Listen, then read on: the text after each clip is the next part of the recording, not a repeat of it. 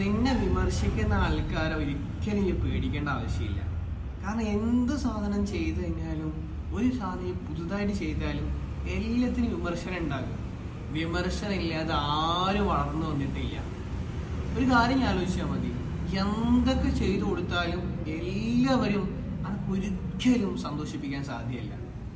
ഈ ഇങ്ങനെ തന്നെ മുന്നോട്ട് പോവുകയാണെങ്കിൽ ആളുകൾ എന്നോട് ചോദിക്കും, എന്താ ചോദിക്കുക, ഈ എന്തിനാ ഇത്ര കഷ്ടപ്പെടുന്നത്? എന്നാൽ ഈ അഥവാ പരാജയപ്പെട്ടു പോയാലോ ആളുകൾ തിരിച്ചു ചോദിക്കും എന്നോട്, ഞാൻ അപ്പോഴേ പറഞ്ഞതല്ലേ അവർക്കിത് പറ്റൂല. അതുകൊണ്ട് ആളുകൾ ഇങ്ങനെ പറയുന്നത് അവരുടെ ജോലിയാണ്. ബട്ട് നമ്മുടെ ലൈഫ് തീരുമാനിക്കണം നമ്മളാണ്. നമ്മുടെ ലൈഫ് മുന്നോട്ട് കൊണ്ടുപോകൽ നമ്മുടെ ഉത്തരവാദിത്തമാണ്. ആളുകൾക്ക് എന്തും പറയാം.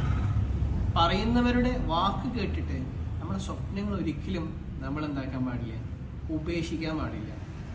കാരണം നമ്മുടെ സ്വപ്നങ്ങൾ കണ്ടെത്തേണ്ടതും നമ്മുടെ വഴികൾ കണ്ടെത്തുന്നതും അവിടേക്ക് നടക്കേണ്ടതും നമ്മൾ മാത്രമാണ്.